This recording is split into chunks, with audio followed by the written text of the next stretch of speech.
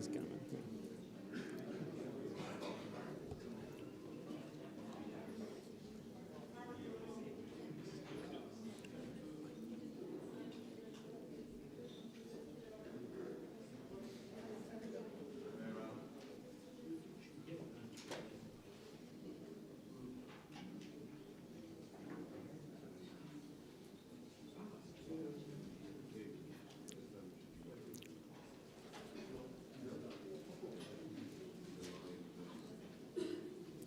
So, hello and welcome. Good morning, everyone. I'm Jacob Reynolds. I'm very lucky to be the head of policy for MCC Brussels. And for those of you who don't know, MCC Brussels was set up a couple of years ago with a task of shaking up the cozy and conformist Brussels bubble. And over that time, we've set ourselves a task, maybe not a very modest task, but a task to try and chart and provide an alternative intellectual and democratic way of thinking and a challenge to the federalist, bureaucratic, conformist mindset that really dominates thought and discussion here in Brussels, but also across the wider European continent. We've published and held events on everything from education to agriculture, energy policy to questions to do with the arts. And I think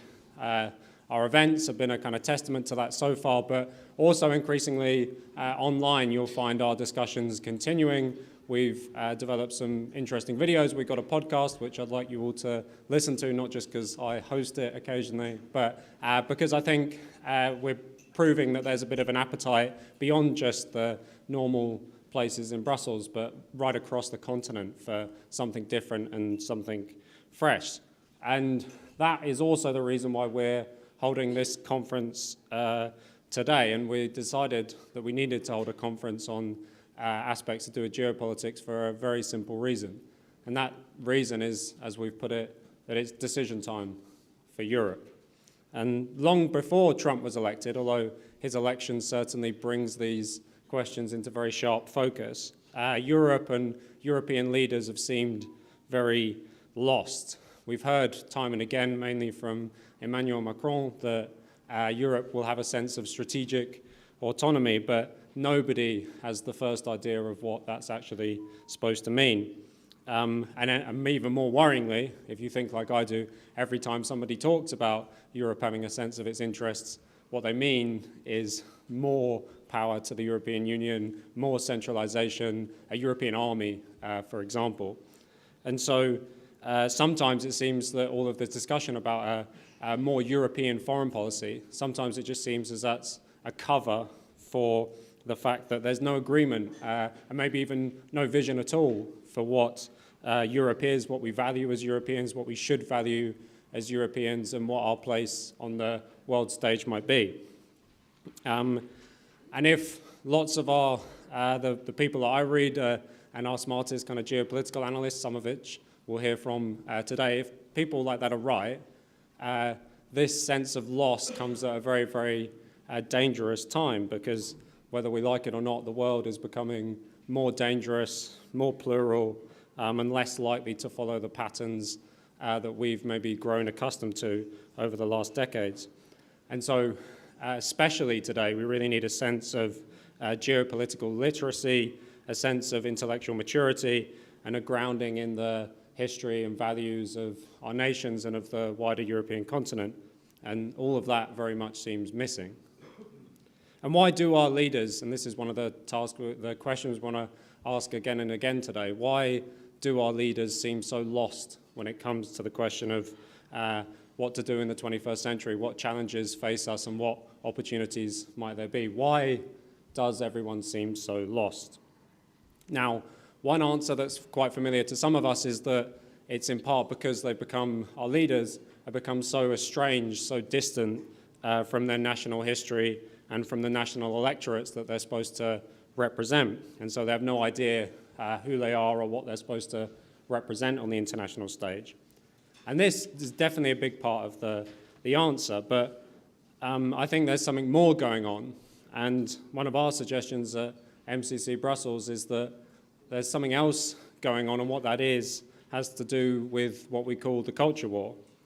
And we kind of suggest that the disorientation and the kind of mutual hostility opened up by the culture war, where history or national identity or even basic concepts like family and the gender, when they're put into question, our societies become robbed of any sense of what or who our leaders are supposed to represent. And our leaders, for example, would seem much more comfortable championing, for example, LGBT rights in countries far away from ours than they are comfortable discussing our national interests and what we need to do. So there's a sense that kind of chaos and confusion on the international sphere, that's what reigns supreme at the moment. But there is a kind of a chink of light in all this, and we want to discuss this too today, which is that if there's lots of chaos and confusion, there's also lots of opportunity. And especially since the election of Trump, and whether you like Trump or not, it's hard to deny that there's been a renewed conversation about what needs to happen, what might happen, what's possible, and who and what we want to be. And so whether we like Trump or not, there's an enormous sense of possibility, I think, in the air. And so finally, it's possible and indeed necessary to think differently, and that's why we think it's decision time for Europe. So all of that we'll look at and examine across the day. After lunch, we'll dig into two panels. The first that looks a little bit closer to home and asks the question of why there are no answers to the question of what Europe should do. And then the second panel looks a bit further afield and asks and examines some of the challenges posed by rising, competitive, and sometimes hostile foreign powers.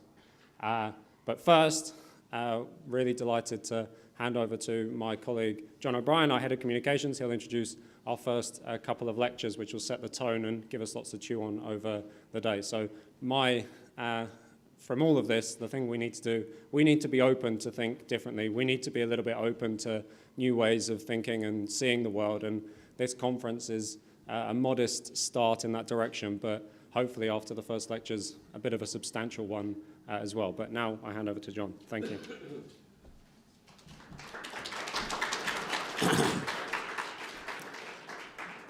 Welcome. I think it's going to be a great day. You've got not one, but two great keynote speeches to start us off, to really help us shape some ideas. The first is going to be from Nathan Levine. He's a research fellow at the Asia Society Policy Institute Center for China. He's also at the Simon Center for American Studies, and he's a visiting fellow with the Danube Institute. Nathan is going to address the issue of China and the global culture war. Then we're going to hear from Professor Frank Furedi. Frank is an author, a sociologist, and he's also executive director of MCC Brussels. After we hear from our two speakers, there's a very important value that we have at MCC Brussels, and it centers on you, the audience. You're not just here to listen, you're here to participate, and we believe that politics is about participation. So we want to hear from you, we want to hear your opinions, we want to hear what you agree with, what you disagree with. Here at MCC Brussels, all opinions are welcome, all positions can be heard. So, without any further ado, Nathan.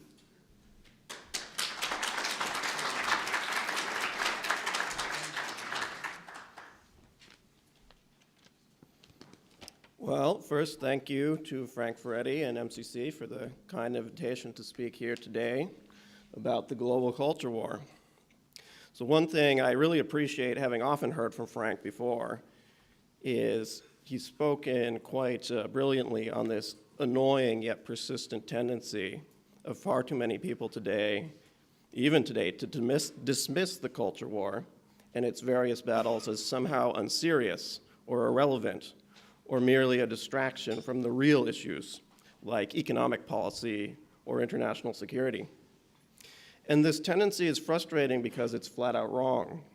As Frank has often pointed out, the culture war is a contest over the most utterly foundational moral and epistemological assumptions that conceptually ground our societies. The battles raging over culture and ideology will shape the whole future direction of our civilization, including whether it lives or dies. In comparison, haggling over marginal tax rates or whatever will have little lasting impact at all. So this reactive twitch to dismiss the culture war out of hand thus frankly seems more like a psychological coping mechanism for evading uncomfortable reality than it does a sober ability to assess what really matters. In truth, the culture war matters a great deal, even at the most rarefied level of geopolitics and international affairs. And I intend to prove that to you here today using as a case study the world's #2 superpower, China. Because as I will outline, and as I've explored in depth in a paper recently published by the Heritage Foundation titled China and the Global Culture War, there is very strong evidence that the leadership of the Chinese Communist Party has identified cultural struggles, or as they would put it, civilizational struggles, as a central factor, if not the determinative factor, in China's long-term strategic competition with the West.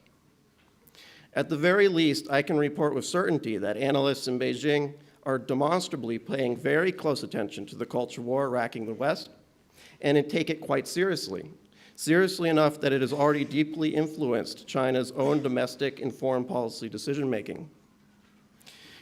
So it's important to first note that Chinese analysts make no strict separation between hard factors like economic, military, or technological strength, and soft factors like political stability or social unity when assessing and comparing overall comprehensive national power, as they call it. These are assumed to all form part of one cohesive whole. Second, it's common today for Chinese officials to describe China not merely as a country, but as a civilization state that approaches the world as such. And this framing naturally applies to assessments of other civilizations like our own, not just China's.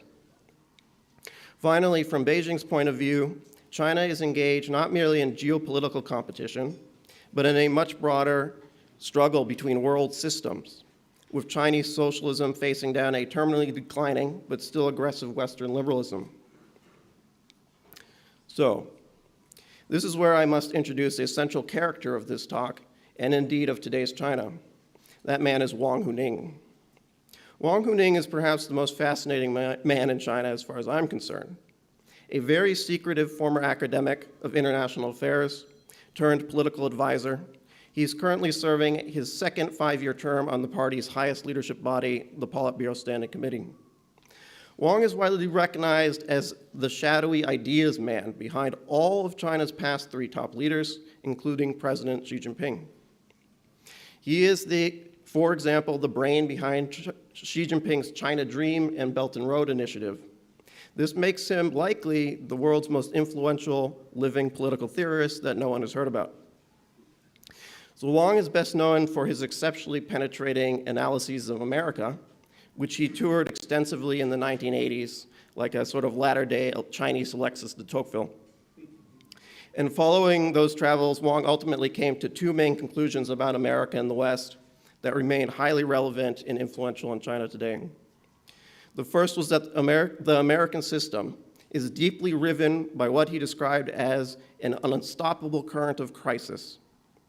Observing widespread homelessness, drug use, crime, family breakdown, racial antagonism, and other intricate social and cultural problems, he concluded that even beneath the glamour of 1980s prosperity, America's culture had already become corrupted by a corrosive form of nihilism.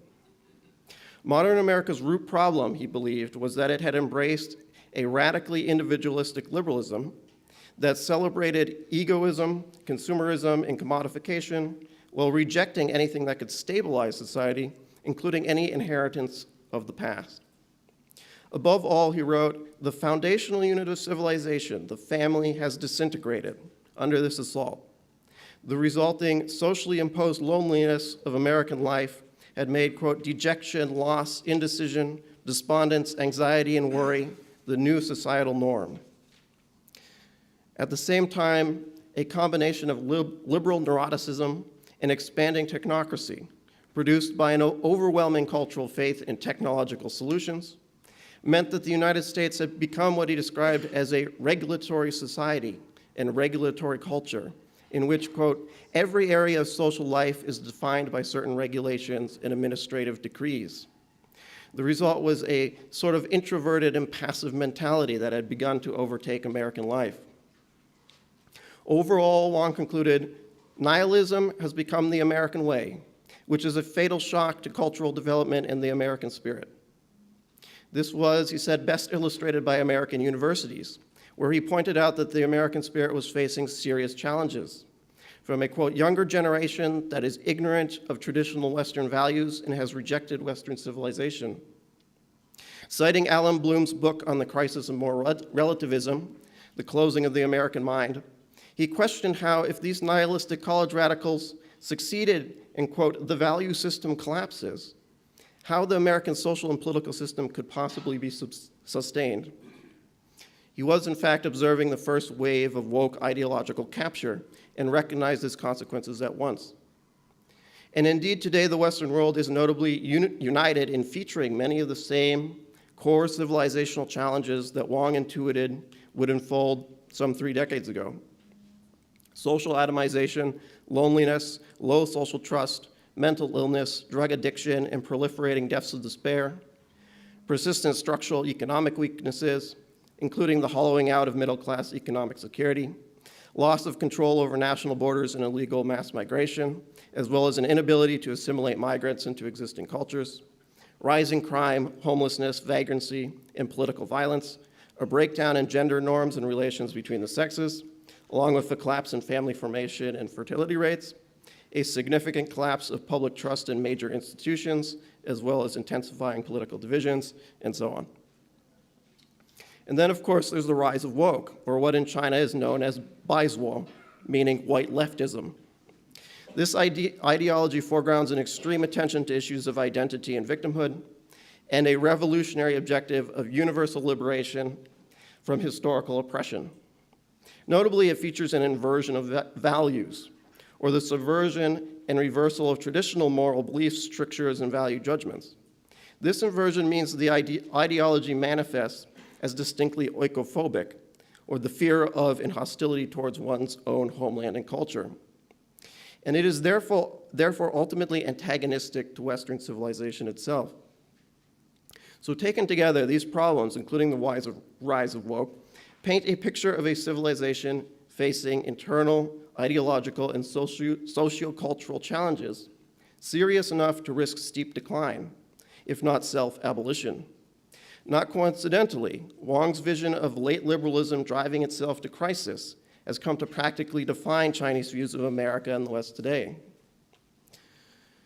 Thus, we can find Peking University scholar Jiang Shigong, for instance, writing that from his perspective, quote, the core division within the United States at present is between the old liberalism and the new liberalism. That is, a liberalism with civilizational roots and a liberalism without civilizational roots.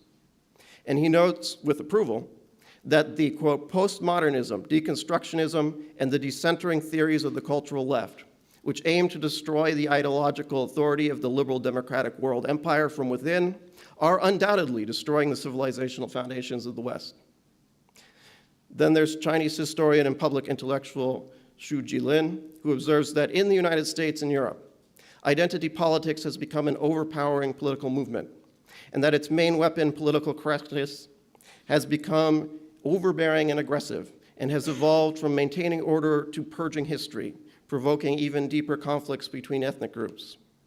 As a result, he says, the entire political community has become fragmented and even confrontational, rendering impossible the necessary civilizational possession of a common political culture.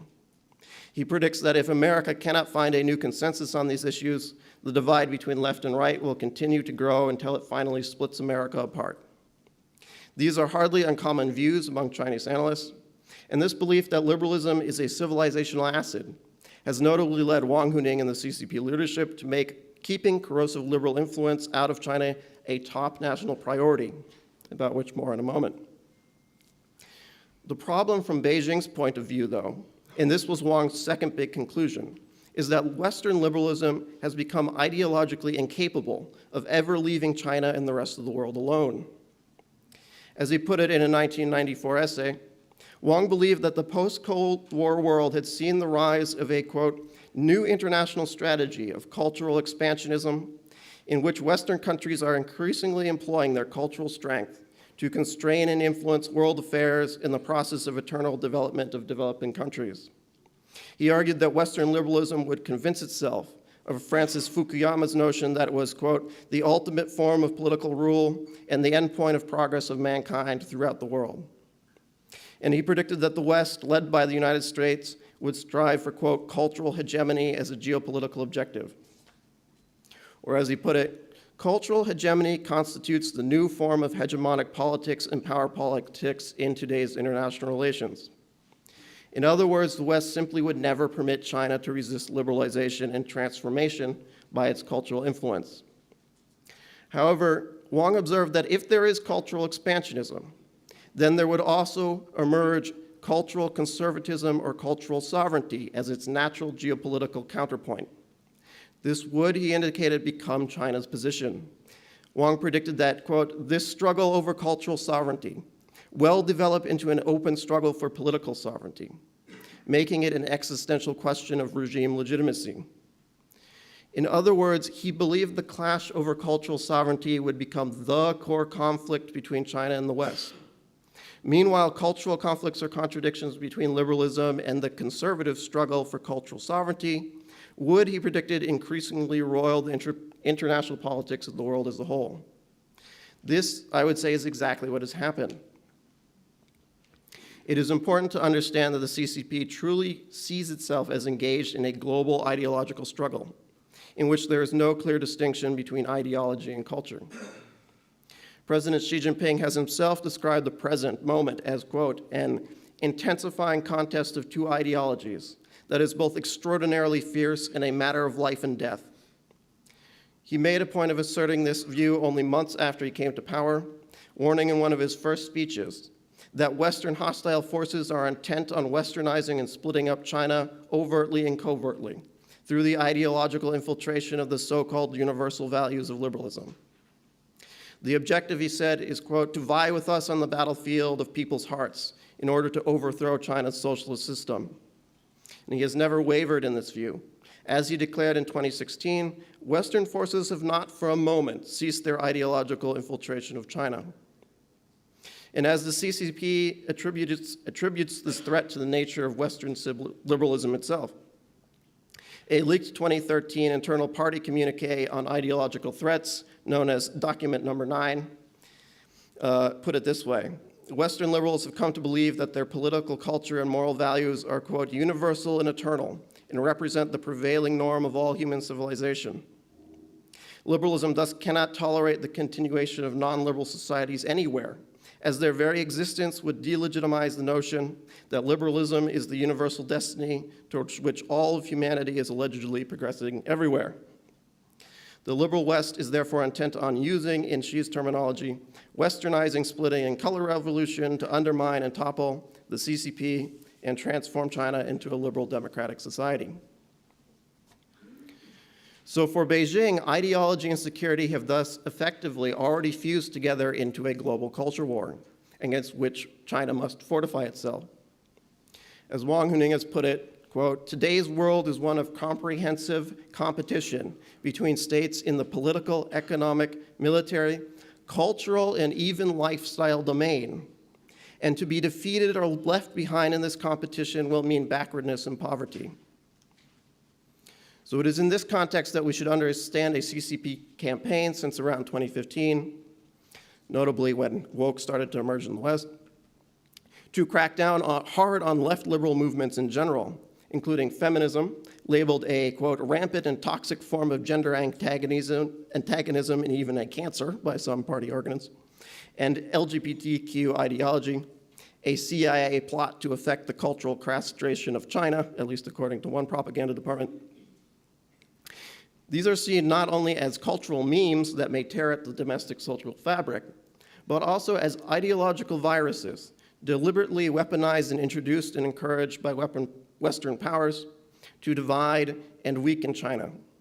Organizations deemed to be part of such movements have been systematically censored and shut down, and many activists have been arrested and silenced. This is how we should understand why China's youth have also recently been restricted from using so-called spiritual opium of video games for more than 3 hours per week, why media stars promoting vulgar internet celebrities, so-called, lascivious lifestyles, and effeminate pop stars have been censored, and so on. This is all meant to ensure that, as one article published by state media put it, quote, "The cultural market will no longer be a paradise for sissy stars, and news and public opinion will no longer be in the position of worshiping Western culture, lest the young generation lose their toughness and virility and China fall just like the Soviet Union did." Despite this demonstrable level of paranoia about keeping liberalism and its cultural consequences out of China, Beijing also clearly sees significant advantages and opportunities amid the global culture war, however. After all, it sees Western left liberal ideas as profoundly corrosive and destabilizing not only to its own regime, but to the West as well. And this can be used. For example, China already seems to have identified and seized upon the opportunities presented by one advantage in particular: the liberal West's apparent ideological urgency to deindustrialize itself. The war in Ukraine has served to reveal the sheer depth of the West's collapse in relative manufacturing capacity. After more than 2 years of war, the United States and Europe combined, together more than 40% of global GDP, have failed to match the capacity of Russia, representing less than 3% of global GDP, to produce basic armaments and munitions, such as artillery shells.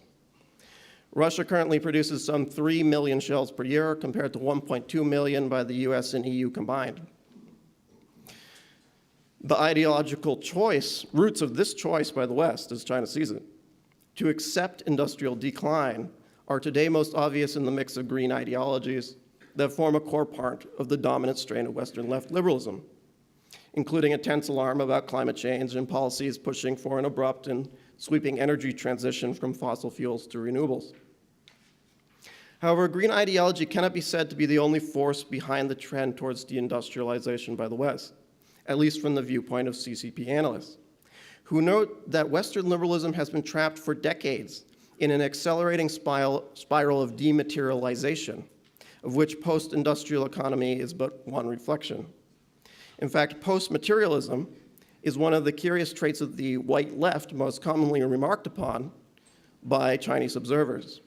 As the scholar Xie Tao puts it, 2 decades of post-war economic prosperity led many young people in the West to place less importance on material stability than the expression of their values.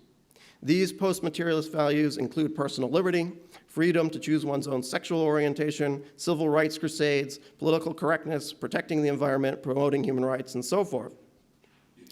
But this inward, quasi-therapeutic focus on self-expression has, he and many in China see it, degraded the Western left's awareness of and connection to material reality, including to the fundamentals of national power, such as manufacturing capacity and energy security.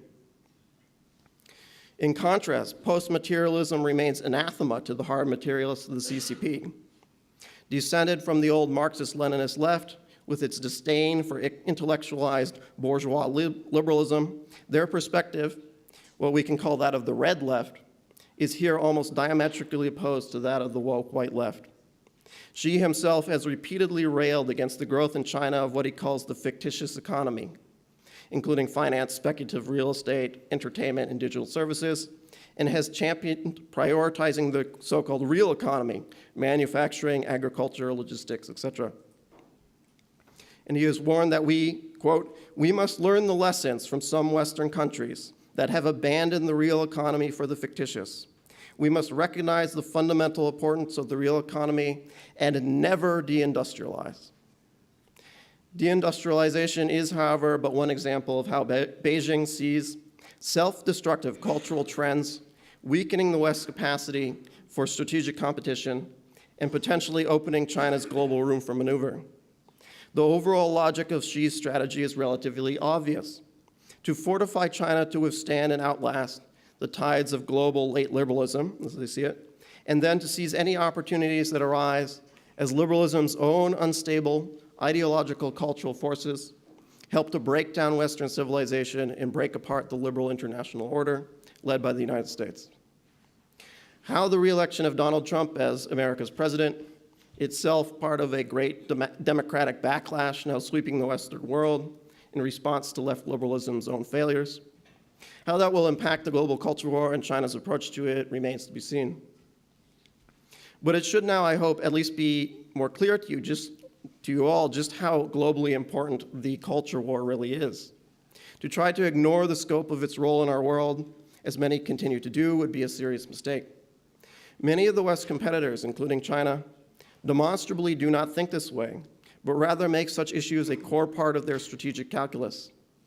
Assessments of Western cultural, ideational, and overall civilizational strength or decline already helps shape almost every aspect of China's policies, both foreign and domestic. To ignore this reality would be to not only get China wrong, but to misjudge geopolitics as a whole. Debates connected to the culture war, even on such amorphous issues as the West slide into spiritual nihilism or the loss of its inner will, are directly relevant to international politics and even international security. Western strategic thinkers must take these issues into account, just as analysts in Beijing or Moscow do. To do otherwise would be a potentially dangerous mistake. The CCP under Xi Jinping has made cultivating a civilizational spirit of struggle, as it's called, central to its mission, while judging the West's loss of the confidence to defend its culture to be a fact of historic significance. So, at least for the sake of their own defense, Westerners may want to begin thinking along similar lines. Thank you.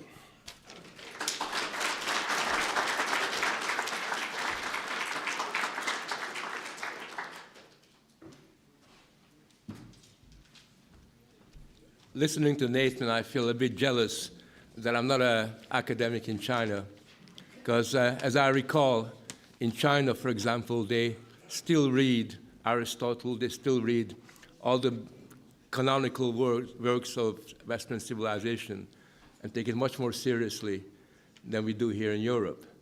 And that's because, at least in China, they realize that there is a not-so-silent culture war that's, in a sense, sweeping the globe, but as Nathan was suggesting, is very rarely recognized in such an explicit kind of a way. I often find, and I'm very frustrated by that I'm always behind the times. It takes me a bit of time to kind of catch up to the most recent developments that are occurring. And one of the things that I've been doing recently in order to understand what's happening globally at the moment is to take a step back and understand the historical antecedents of what is really going on, just to understand what is unique, what is specific about the world we live in the here and now. And when I look back at cultural conflicts in previous eras, there are very big differences. So, for example, if you go back to the beginning of the 20th century, in the decade leading up to the First World War, it had certain similarities to today, the most important of which was that nobody actually knew who would end up on which side. Nobody could have predicted where Italy would end up. Nobody could predict what the actual balance of forces would be when the war broke out. And in many ways, it's quite similar today, that there is a lack of clarity about the way that things are unfolding. I mean, who would have predicted that President Biden would decide to raise the stakes in the Ukrainian war all of a sudden without anything that actually is provoking it? But there's one big difference between the kind of positioning that was taking place in the early part of the 20th century and the kind of positioning that is taking place now. And that difference was that when it came to culture, the Germans knew that they were Germans, right? The French knew that they were French. The British knew that they were British. They all had a very clear understanding of what their national culture was really all about. And the Germans would attack the British for being a nation of shopkeepers. The French would insist that we're a nation with the soul, not like these materialistic opponents that we have. And it basically meant that the cultural conflicts had a clarity about it. It's very different to now. I mean, that's what I find really interesting, that in the current world, the culture war isn't simply a civilizational one between, let's say, Chinese civilization and Western civilization. It's also immanent within Western society itself. You know, we have a world where cultural conflicts are the norm. You have a situation where you ask the question, what does it mean to be Dutch? And you look at the events, the recent events in Amsterdam, and you realize that it's far from evident what that answer is. Because on the one hand, you have the Hamasification of the left, who basically have more or less signed up to being the junior wing of the Hamas political movement. And then you have people within Holland who still retain a certain understanding of some of the values that made Holland, the Netherlands, a great nation in the past. And that kind of tension and conflict is really very, very strong throughout the world. Now, how do we explain this? Why is it that there is this cultural conflict that's, in a sense, inherent within the West itself, and then it gets expanded and exported to the rest of the world? Why is it that we have a situation where someone like Biden or the American State Department feel the necessity that they need to export LGBTQ politics into the middle of Ukraine? Why do they feel the need to queer Kiev? Why is it that they have this kind of obsession with identity politics that they think they somehow must kind of burden other societies with? When you think about it, it's interesting. Sometimes when I look at American embassies in different parts of Europe, the LGBTQ flag, the rainbow flag, is more prominent than the stars and spangles that the American flag is. I think there's a reason for this, and the reason actually begins to kick in around the time of the Cold War. John, can you get some water? And around the time when the Cold War ends, what you have is a situation where during the Cold War, it was relatively easy to avoid having cultural conflict within societies. There was some cultural conflict, but it was very easy to avoid that for a very simple reason, that during the Cold War, what you had was two sides. The land of the free, societies that promoted themselves as good because they stood for freedom and democracy, and yet the evil empire, on the other hand. And that kind of binary opposition between the Soviet bloc and the American bloc played a very important role, because it meant that the United States or Britain or France, the Western countries, never had to deal with the normative issues that confronted them. They never had to deal with the problems of moral norms that were gradually unraveling within America itself and the rest of the Western world. There was no problem as far as they were concerned, because as against the Soviet Union, we were really good. As against the Soviet Union, it was difficult to not to seem very moral and very authoritative. And that kind of period of the Cold War actually meant that Western societies became very lazy intellectually and actually gave up on the necessity to morally renew themselves, to morally rearm themselves, to be able to face the kind of questions that confronted them. But then the Cold War ends. And precisely the moment when the Cold War ends, and when all the Western governments are celebrating, they think that this is really brilliant, we won the Cold War, we defeated the evil empire. No sooner does the Cold War end than you have the beginning of the emergence of what we call Cold War nostalgia. Suddenly, the Cold War looked really, really good because you were far more comfortable as an elite, far more comfortable as a leader of a cultural institutions during the Cold War, and when suddenly you were confronted with the fact that suddenly society was fragmenting and unraveling, and various issues had become called into question. And suddenly the leaders of these societies had no answer to the so-called counterculture that began to emerge in the 1960s. And not only that, but by the 1970s, 1980s, the counterculture had become the dominant culture in many of these kinds of places. And therefore what you had was this problem of cohesion, problem of legitimacy emerging within the West. And the solution that they came up with, which proved to be an illusory solution, was to essentially commit themselves to an ideology which more or less you can call the ideology of globalization.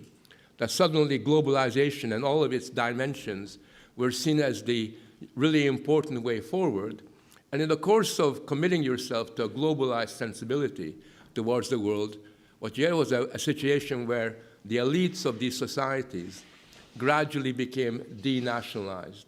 They gradually began to distance themselves morally and psychically from their own roots, from their own societies, and from their own values.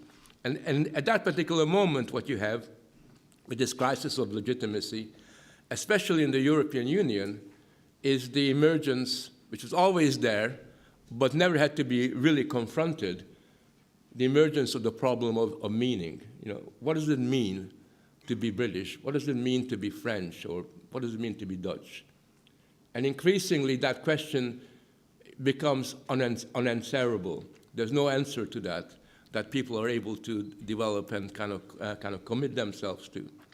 And in a sense, what you have is a kind of denationalization element where the elites of the society, in terms of their geopolitical sensibility, lose sight of some very important features of their work. They begin to lose sight, for example, of the fact that a nation needs to be able to project an interest. You know, unless you have a clarity about what the nation's interest is really all about, unless you're able to position yourself globally in such a way that you're able to both secure your borders, you're able to, in a sense, develop and project your culture into another other domain within the globe, unless you're able to, in a sense, strengthen yourself against your competitors, there will be a very big problem there. But when you have a denationalized sensibility kicking in, then all of these questions become very difficult to answer.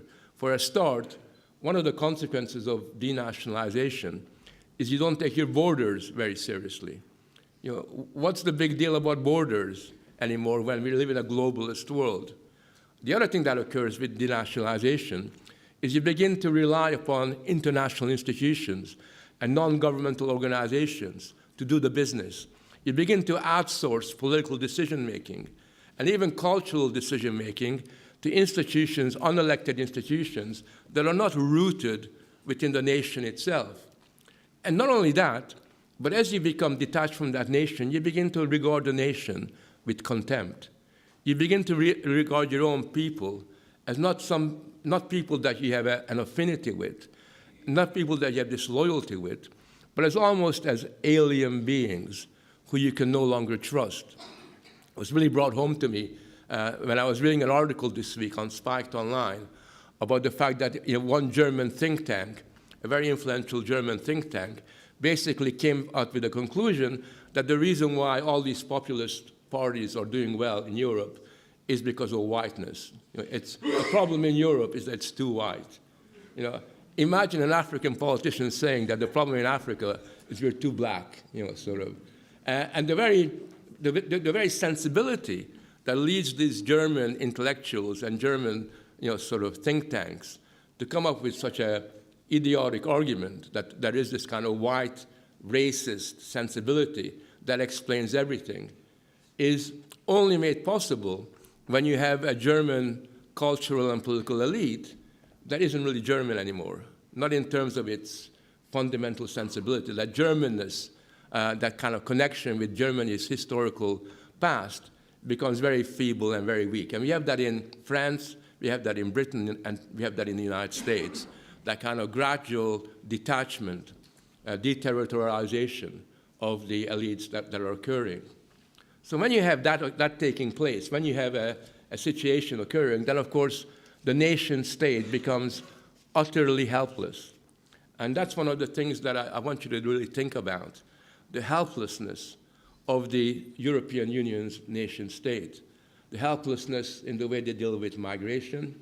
Very often I kind of, when I go back to England and I sit around and I talk with my wife, and my wife is not a geopolitical genius by any means, that's not her area.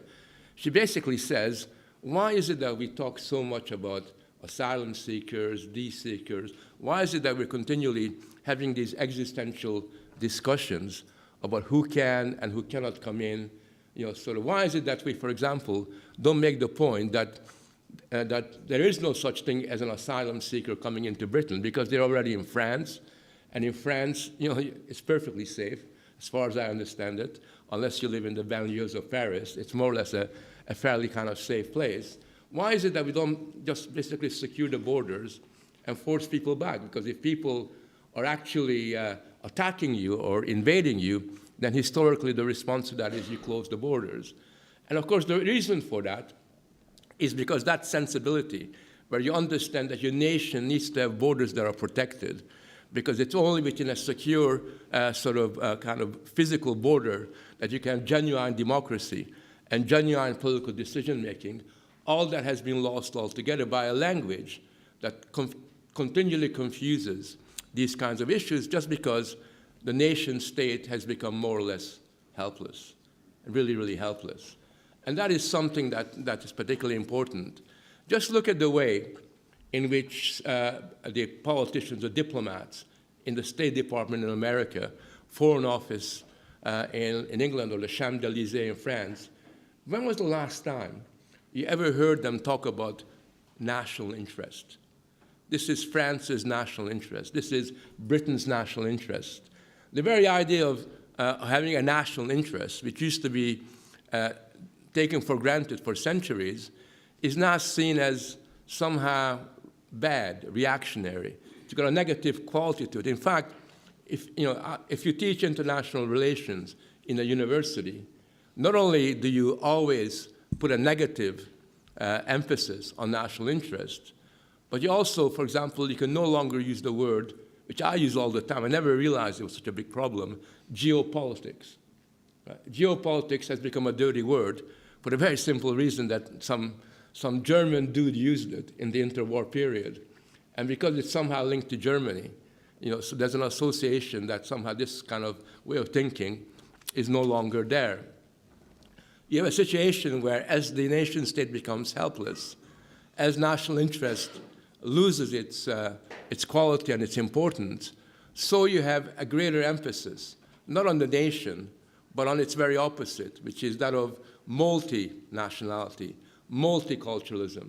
And the way you multiply these things within your country, the better that seems to be. The more diverse you are, the more you can emphasize and celebrate diversity, the more that trumps anything that's to do with a national focus. And that's something that has got very important implications.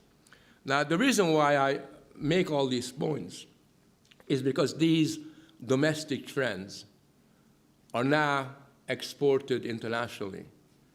When you have such ambiguities about your nationality, and when you have such fundamental cultural conflicts within your own nations, it's not surprising that these divisions become, in a sense, exported internationally and projected onto the rest of the world. And this is where I think the Chinese are really right, because what the Chinese have really picked up on is that in the last 20, 25 years, the West isn't doing what it used to do. It's got a new way of trying to develop its kind of international projection. You have to remember, in the 18th and 19th century, you had Western missionaries going to China. And they had a very clear message, which was how you make Chinese people Christians. Or they went to Africa, the missionaries, with a very clear sense of this is what we're really all about.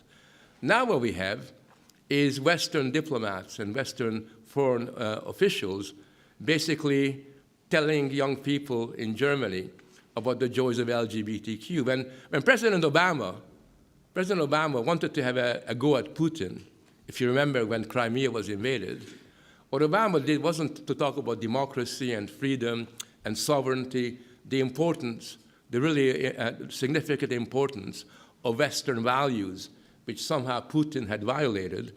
What Obama did in Berlin was to give a speech where he lectured Putin about the fact that in America we respect our gay brothers and our lesbian sisters, whereas you in Moscow ignore that altogether. So basically, poor old Putin got a lecture on the sexual mores and the sexual ethos of the Obama cabinet, rather than there being a proper political and diplomatic exchange in relation to that. Do you remember, again, this was Obama. I think Obama is symbolizes this trend.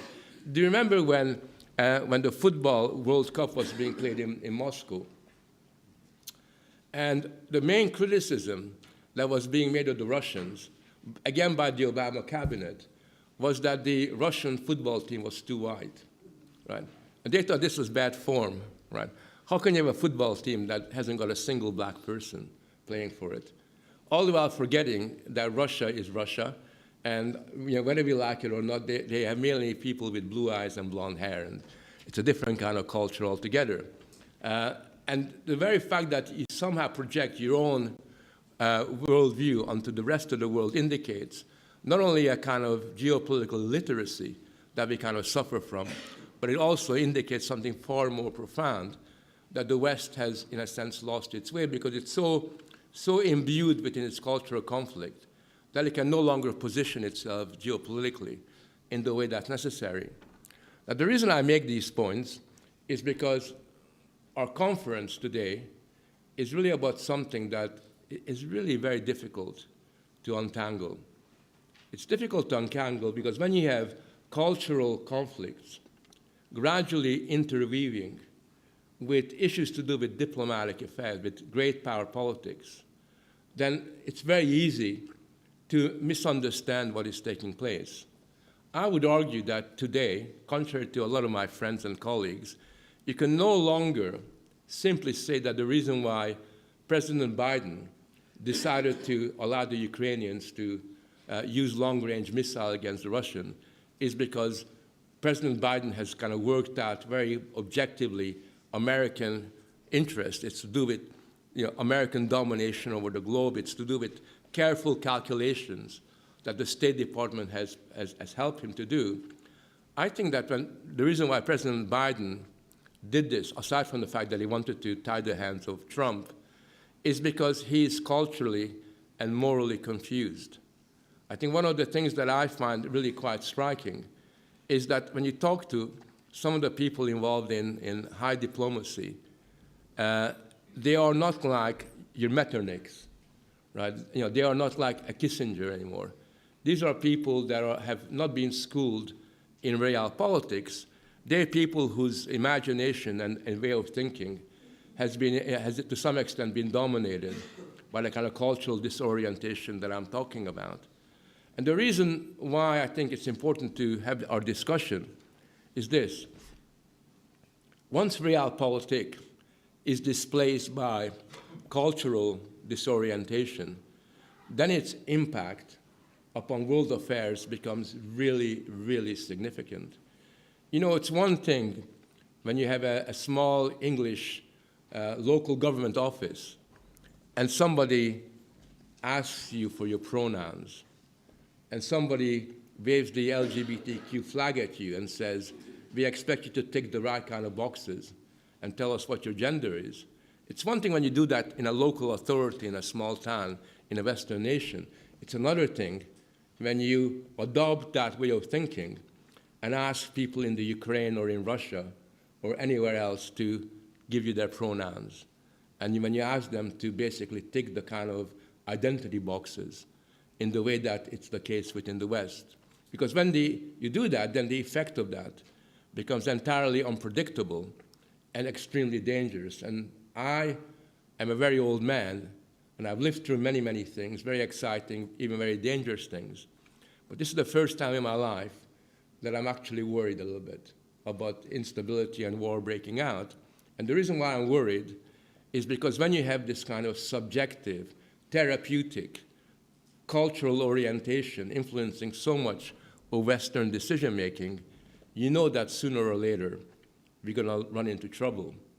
So I think it's for that reason it's important that at least some of us here get our act together, think about these things, and we actually make very clear through our arguments to the rest of the world that this is a major challenge to our way of life, and we need to get back to the nation, and we need to get back to the nation's ability to project their national interest.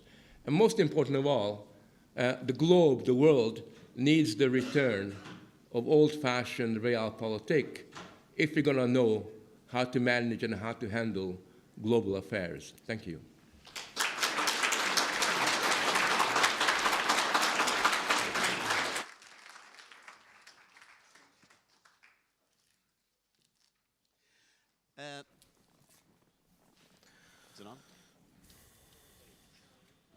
Hello, is it on? Yep. Nathan, to get us started, why might Western analysts be inclined to frame international politics purely through realpolitik and dismiss the cultural dynamics, the culture wars, as secondary or sometimes non-existent? Well, I think that, as Frank mentioned, they don't really perform geopolitics through the lens of realpolitik, although they like to say that they do or think of themselves as doing it that way sometimes. I think that our foreign policy in America and in Europe has come to be dominated essentially by technocratic managers, just like everything else, right? The experts.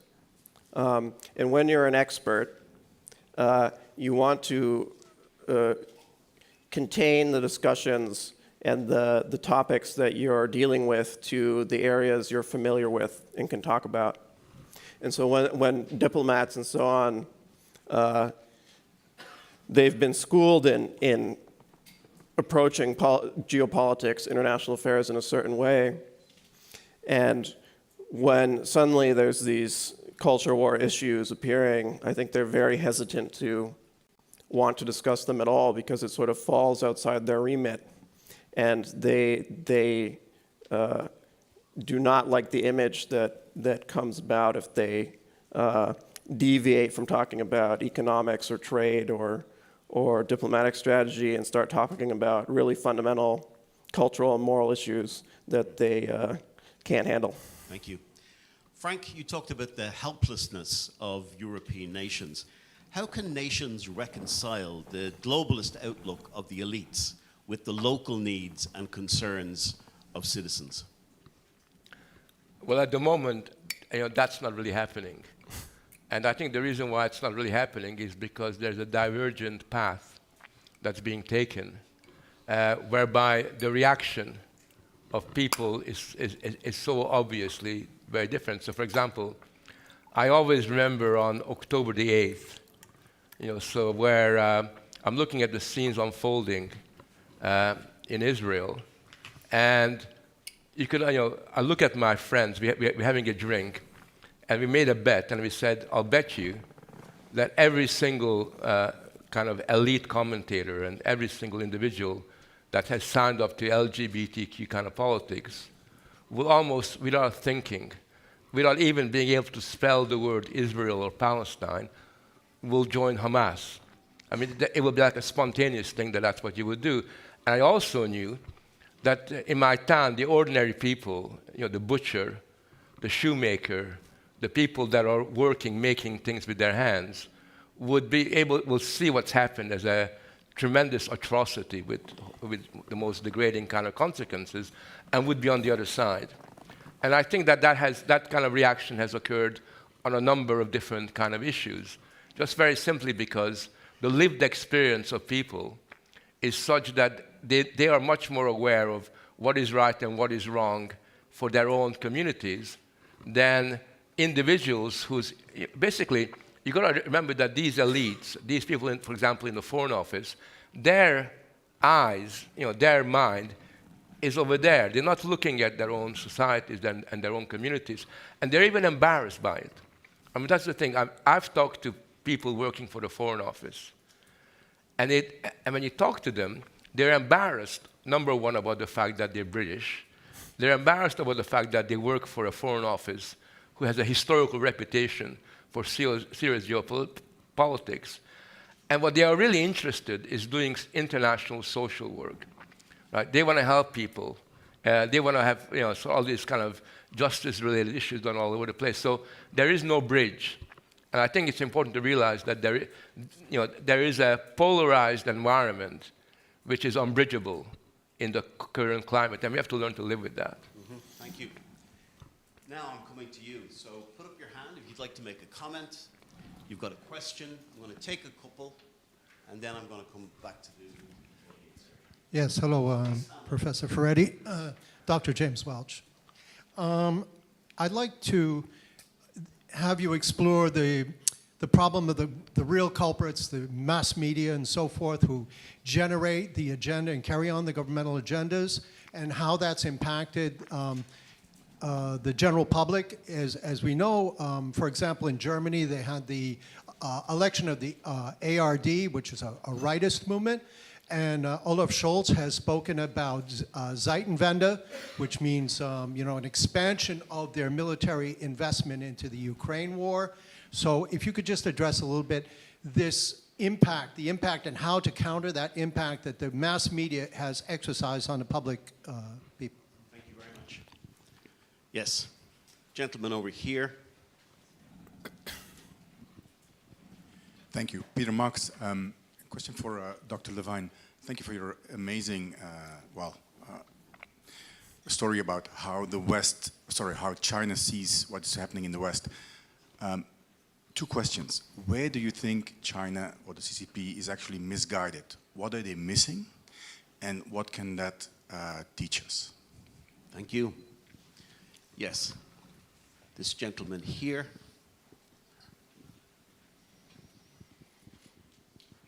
Thank you for the mic.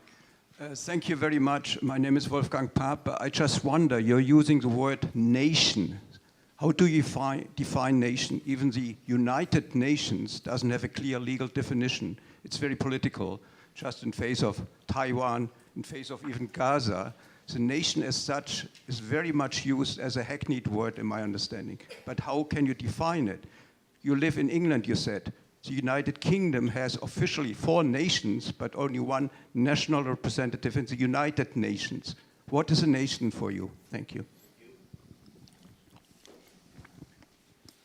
I'm Bill Garodi, a visiting professor to MCC Brussels. It's a question for Nathan, actually. You mentioned I think it's Wang Huming's visit to the US in the 80s. The last time someone from the East went to the US and discovered that it was decadent and all falling apart, as I recall, was Said Qutb in 1949, which led to the Muslim Brotherhood and everything that ensues from that. So is there not a danger also, and I think picking up on Peter's question, that there's an element of caricature here, that we need to be careful not to fall into China's trap, if you like, of caricaturing the decadence, the falling apartness of the West. If we really believe that, we would all leave right now. So what is there still to be had? What is there still to be done? Okay. Would you like Frank to address any of those? The media question, maybe? They're all really big questions. It seems to me that when I read these Chinese or Muslim visitors to the United States, they do have the virtue of seeing things with a clarity that's often missing from people that have grown up. So actually, when I read them, I'm actually surprised at how they picked up certain trends that only become evident 25, 30 years later. So I do think we need to I have a much more upbeat assessment of what they've said. But coming back to the nation, it's a question that's very close to my heart because, as you probably know, in the Western intellectual milieu, the word nation has got a negative connotation. And the word nationalism has got an even worse connotation because the argument is that nationalism somehow represents a kind of original sin which somehow automatically leads to Nazi Germany. That seems to be the main way that it's seen. So therefore, people are very scared to call themselves nationalists because of the negative associations that it has, not realizing that a nation is a community within which the only community, in a sense, or the largest community within which democratic decision-making is possible. And for me, there's discussions about whether a nation is a civil nation, a civic nation, and therefore it doesn't really matter whether you were born there or you're not born there. People have an argument that there's something wrong with the ethno-nationality, an ethnic nation, where people are, in a sense, defined by their the fact that they were born and their ancestors were part of this community for a very, very long time. What I argue is that for a nation to exist, in whatever shape or form, because nations can be big or small. You can have nations that have governments that are, that have, like in England and Britain, you have several nations with one representation. But what's really important in all of these cases is that a nation can only exist if there's an organic relationship that people have within that nation that go back several generations. And I think it's only through the generational interaction that you have something that is not just simply an invented community, but becomes something that can solidify into a distinct national tradition and national culture. Thanks. Nathan. I think, of course, the Chinese visitor like Wang Huning can get America or get liberalism, whatever you want to call it, wrong. I think that certainly can be the case, and I don't think he was right about everything. Nor are other Chinese scholars and officials today. But I don't think that's really the point I'm trying to make. I mean, what I mean is that the Chinese clearly view us, the West, in a certain way that has been influenced by their perspective of Western culture and liberalism. And so we need to understand how they take that into account, whether that's a correct account or not. So I'd say that's the first thing. On whether the Chinese get things very wrong, or some things wrong, I think certainly that's true. One very ironic thing is that these problems that Wang Huning and others identified about the United States, many of them are present very much so in China today. Things like the demographic crisis, for instance, or social atomization. These are even worse in China than they are in the United States. So Wang Huning's answer to that would be that that's because liberalism has infiltrated China, which might be true in part. But I think more broadly, the problem with China that they may not understand or not want to recognize is that the Chinese system, this communist system, at least nominally communist, descended from Marx. This is a Western system. It's descended from liberalism as well. So they can't. It's a managerial state, much like a communist or a fascist state, and so they can't make a clean separation between their civilization and the West. That's not really possible. Thank you. Frank, just briefly, the way the media has characterized populist movements, especially groups like the AfD, no surprise to you, or are you still surprised, or are you surprised that it doesn't seem to affect the vote in the end? Yeah, I mean, we live in a different world, so the media landscape has changed. 10 years ago, if the media said that these people are a bunch of irredeemable Nazis, they would get 2% of the vote.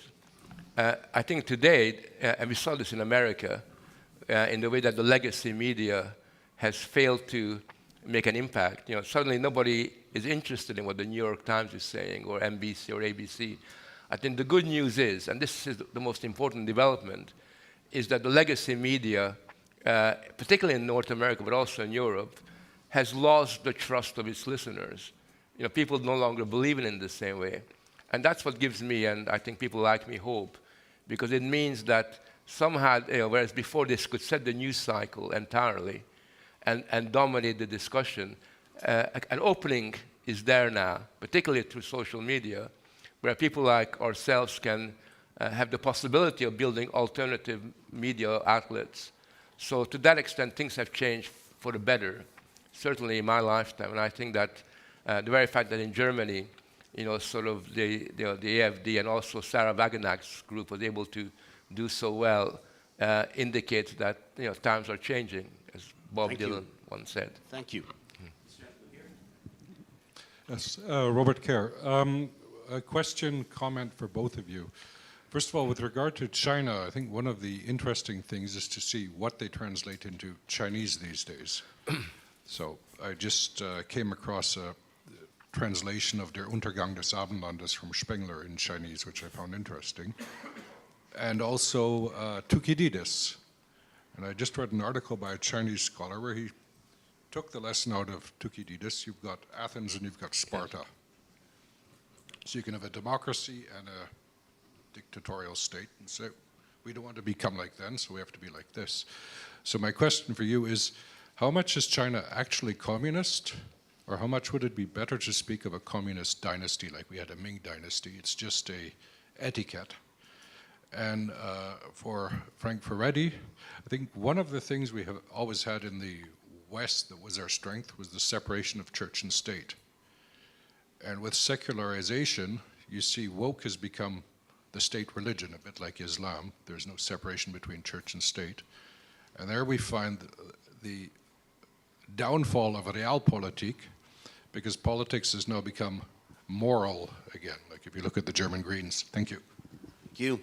Somebody here? Yes. My question is for Nathan. Oh, sorry. Hi, my name is Zed. I have a question for you. You talked about new liberalism and old liberalism. Can you explain what the difference is?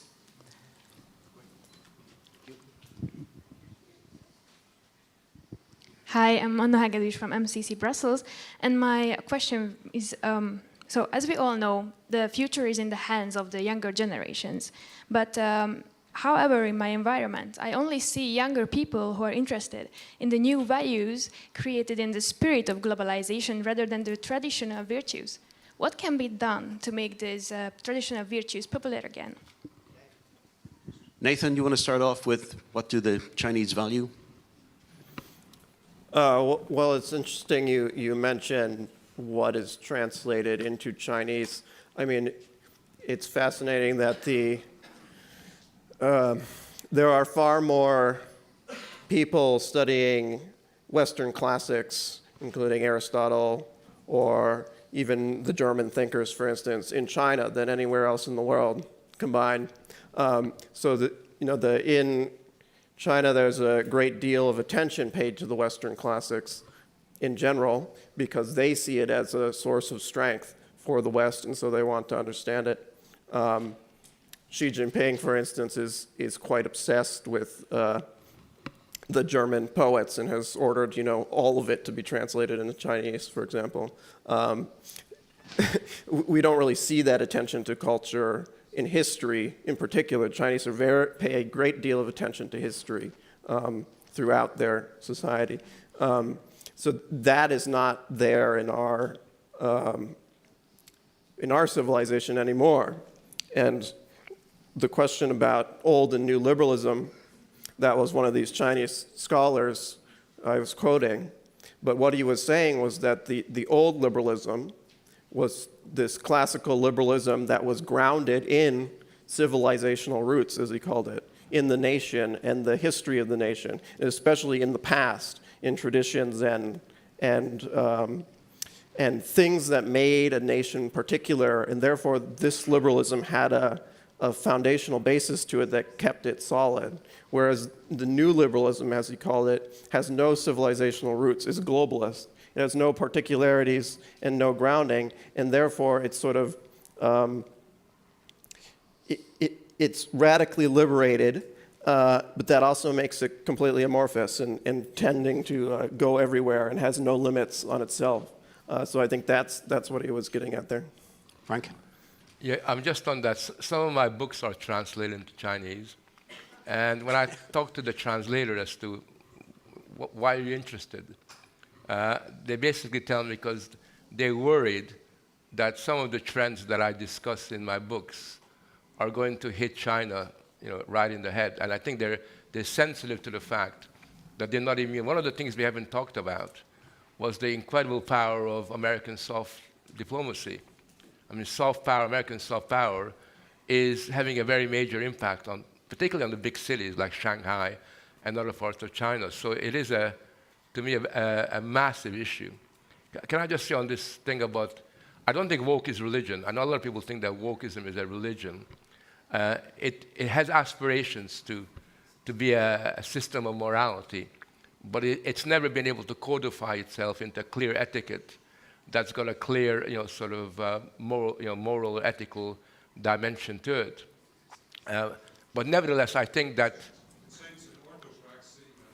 I can't hear you. Can you speak up?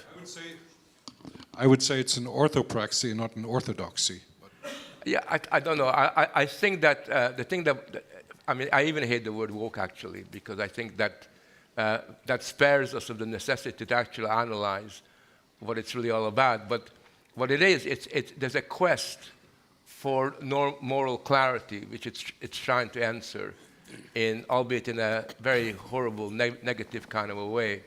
But the thing that I'm actually worried about is that I wish there was more of a moral discourse taking place within our society, because the language of morality is now seen as being old-fashioned or negative, and all the rest of that. Whereas actually, what we need to do is have a greater capacity to talk about right and wrong, and rather than being non-judgmental in the way that the situation is today. And the answer to young people is important to me. All that I can say is that we need to become cooler.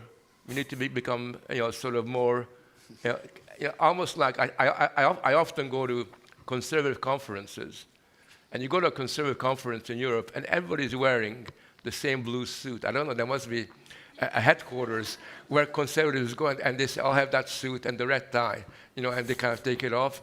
And we just look a little bit boring sometimes, and we often become a little bit defensive, and we just need somehow to basically, through using humor, capture the reality. We have the intellectual resources to do that, but we got to be much more together and much hip and even sexy in the way where we do. I mean, not me, but your generation, to be able to do something like that. So, Nathan, aside from fashion advice, is there anything that you feel is important about trying to influence the next generation to make more interesting decisions than they have been?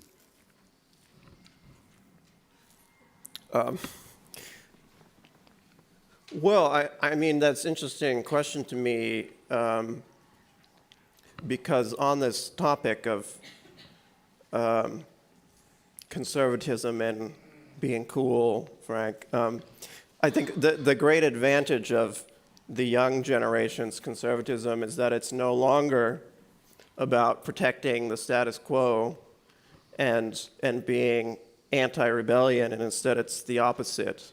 Today, to be a conservative or to be religious or a nationalist is to be in rebellion against the establishment. And so conservatism is now countercultural. Mm-hmm. And to be a young person is to be automatically sort of oriented towards transgressing your parents and the strictures of society. But now the coolest thing you can do basically is get married and have a family and be conservative and believe in moral objectivity. So that is sort of the great power of the conservative movement, if you want to call it that has also been taken up into this populist democratic wave. I love that answer. Okay, anyone here would like to ask a question or make a statement? Yes, please. Stand up, please. Mr. Levine, you mentioned in the US a technocratic management, and so my question is, what do you think about the internet towards the national culture? Isn't it itself a kind of culture, or is it a US culture? So you mentioned technocratic management, and so this technocratic management, isn't it also a kind of culture above nations? Okay, I'm going to take the lady back here first of all.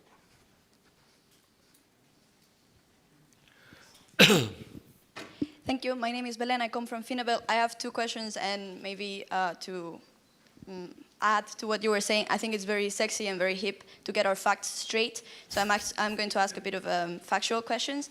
I'm wondering, because the World Cup took place in 2018, so I'm wondering exactly to Mr. Furedi, what Obama cabinet said those things if it was Trump who was in office at the time. And then my second question is about exactly what queerness is bothering exporting in Ukraine, because I'm a recent graduate. I have taken several courses in geopolitics, and I can guarantee you that we're still taking that in university. As far as I have studied and I have learned from my Ukrainian friends, the fight that is happening in Ukraine is the fight for a nation, for independency and agency. Is not about the LGBT agenda. So my questions are, about what Obama cabinet was in office in 2018 to criticize the team that Russia had in the World Cup, and what is the queerness that is being exported to Ukraine? Thank you. Norman Lewis, visiting research fellow at MCC Brussels. I wanted to just pursue something that you said, Frank, about the projection of power. Because it seemed to me the kind of contradiction that we see today, particularly what you said about the legacy media, where it's now the case that within the West, the narrative that the elite are putting forward is not being bought, is not being listened to, it's having no impact. However, it seems to me that what's happening is that the more that they're unable to do that domestically, the more they project it globally. And this is not just some kind of cultural exercise, this is the exercise of power. Because even domestically, and this is my question to you, isn't there the case that what we are facing now is that this attack, it's not, the legacy media might not be as effective as it was, but they now have institutional powers, particularly, say, for example, in the EU under the Digital Services Act, where they have curtailed free speech, where they have now got law that makes it impossible for us to actually challenge a lot of this stuff. Just look what's happening in Germany at the moment, where the Greens and the SPD are essentially, anybody who criticizes them now, they're being sued. And they're being taken to court, they're being fined, they're being imprisoned for free speech. So the question for me is, surely this is not just a benign attempt to kind of this is an extension or a projection of power, or a more desperate projection. Nathan, start off with you. Well, I would not call technocratic management a culture. I think it's more than that. It's an entire worldview. And I think that what we should note here is that the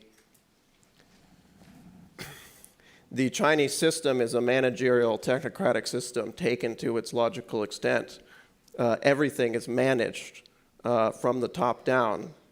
And what we see in the Western world, in Europe and in the United States to a lesser extent, is also a managerial system, and increasingly so. A system in which a technocratic oligarchic elite believes that they have the expertise to manage things from the top down. And you wonder why we are seeing attacks on free speech. I would say it's exactly that. This idea that the internet or the discourse in society can be managed like a technocratic soundboard machine in order to manage narratives and manage what is being said and what people think. And I mean, Frank has talked for years about the therapeutic state, for instance. This is the same idea as well, that people's even emotions can be managed at a sort of social level.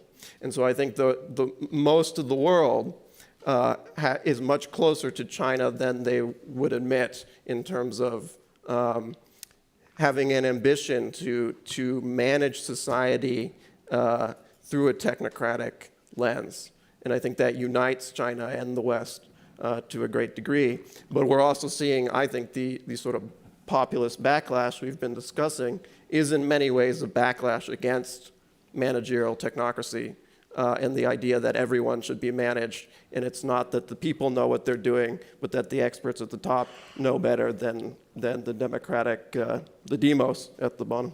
Frank? Yeah, I mean, I agree with you about facts being important.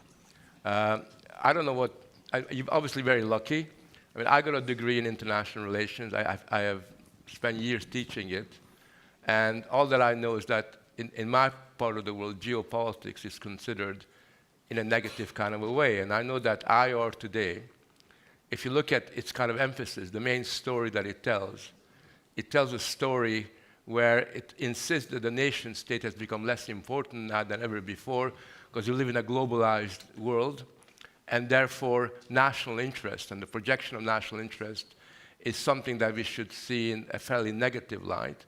And that, instead of geopolitics in the way that's conventionally understood, we should rely on international institutions of various sorts, the global rule of law, as the medium through which a lot of these things are sorted out. I don't know what you were saying about what I said about the Russian football team, but if you don't believe that the Russian football team was actually criticized for being too white, afterwards I can Google you a lot of statements that have been made that put that forward as a criticism. And in the very beginning, when the culture war begins to erupt against Putin. On your point about power, I agree with that. And I wasn't saying that everything is hunky-dory now, because the German situation I find very scary.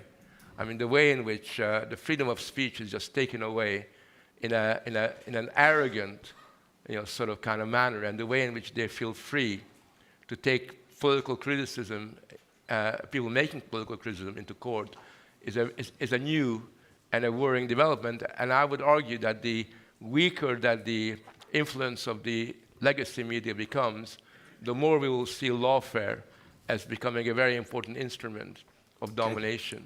Thank you. Here, and keep your statement very brief, please. Thanks. Thank you, Jenny Bristow from the UK. It's a question for Frank. What you say about the detachment of elites I think is really real, but I'm struck by an apparent contradiction, which is where you have the promotion of, for example, gender politics in countries which is overriding or coming into conflict with people from particular communities within those countries, particularly faith communities, Muslims, but also traditional Christian communities. And internationally, you have the rhetoric as you describe, but in practice it seems that the attachment to that is very weak, hence this kind of support for Hamas against Israel, tacitly or explicitly. So you get that kind of relativism operating in practice on the international stage, and I wondered if you could comment on that. Okay, Frank, in addressing that, if you'd also wrap up and just give us your final thoughts, and then I'm going to come to you, Nathan. Yeah, I mean, everything we're discussing here, from China to the West, is subject to a contradictory dynamic. And certainly in the global power plays, I mean, the way that identity politics works itself out, there's a lot of tensions there. And that's why, but the tensions are mediated through an orientation. So, for example, although there are, I'm struck by the fact that you have Islamic faith communities, which are very similar to Christian faith communities.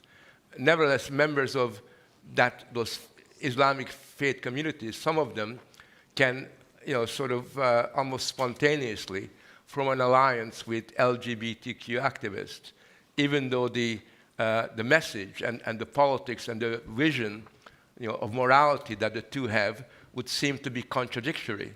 And yet there is something that brings them together. And so I would suggest it is that something that brings them together imperceptibly that is very new and very unique to our times. And the only way we can make sense of that is if we understand the way that the politicization of culture makes for strange bedfellows. Nathan? Well, I'm struck by how often the nation has been mentioned. I think that many of the Chinese scholars I mentioned in my talk have also talked extensively about national sovereignty. That's very important to the Chinese because they see themselves as under assault by essentially a globalist idea.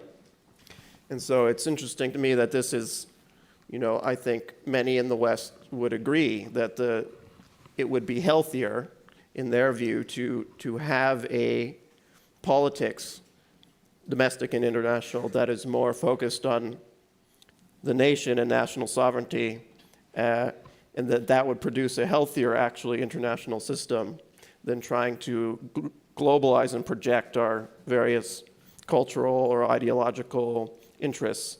And so I think that if we could return to that, say under a Trump administration, that could actually produce decrease in tensions with China and with others around the world, and would actually produce a much more stable global order. Thank you very much. Ladies and gentlemen, we've run out of time for this morning's session, but you'll have plenty more opportunity to have your voice heard, express your opinion in the afternoon session. We're going to break for lunch now. We'll be back at 1:30. And for those watching online, time to tune back in again then as well. I'd like you to join me in thanking Nathan Levine and Frank Furedi.